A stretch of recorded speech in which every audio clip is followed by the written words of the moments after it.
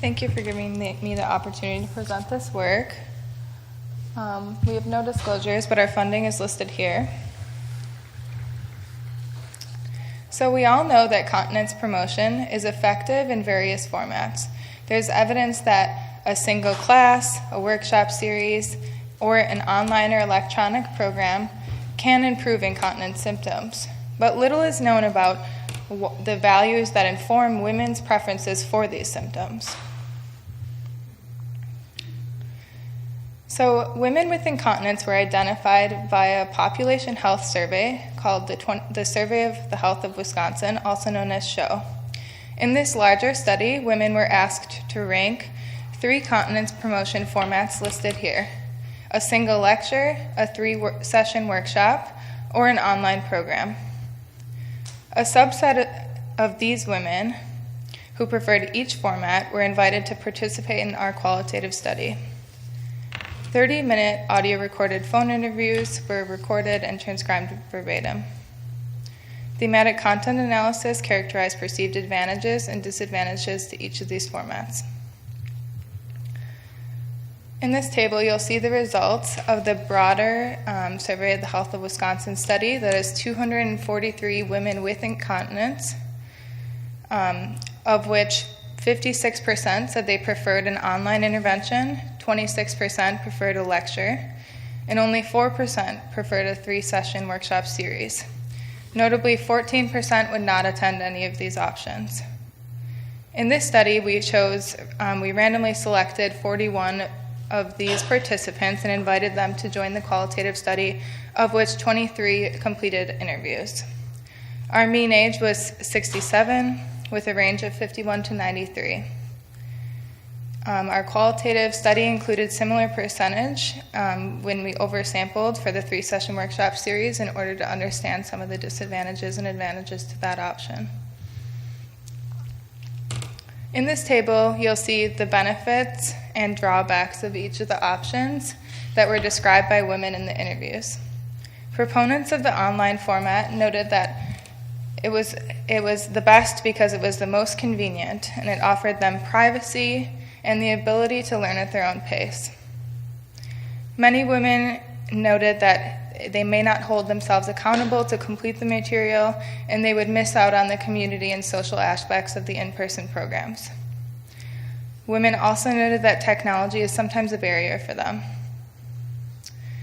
Benefits of the single lecture were the convenience, the anonymity, and being guided through the content. And the drawbacks were lacking social connection and somewhat lacking privacy because you still might run into somebody you know. The benefits of the workshop series were accountability, community, and learning by doing. The notable drawbacks were that it was less convenient because you had to go back multiple times and block off your schedule, and that it lacked privacy, and many women aren't comfortable talking about these intimate topics in a small group. So in conclusion, many women prefer a digital format, and the values that inform women's preferences are convenience, privacy, learning style, accountability, and community. These values should be considered in future intervention development, adaptation, dissemination, and implementation in order to maximize reach. Thank you. I open up for questions.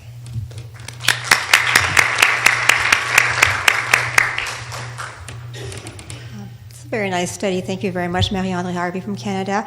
I was wondering, looking at your participant, you have 243 participants in the show part of the study, with their preferences noted there.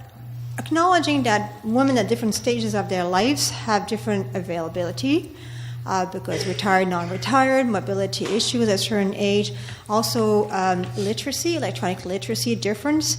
Could you identify an age, like in the online program, those who preferred the online, what were their age compared to those that preferred a single in-person lecture versus a workshop series? Was there a difference in the age groups of those 3 categories?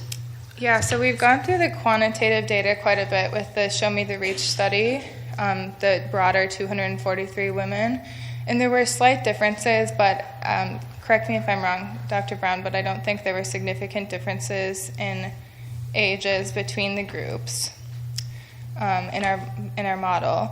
But we did notice that the mean age was slightly younger for the online program and older for the workshop series, which we assumed to be because of more availability to attend these programs or involvement in their community. Thank you. I think the age question is really important, but it makes us think about all the other variables, and you're highlighting values and preferences here, and this is really essential information for planning, like you said.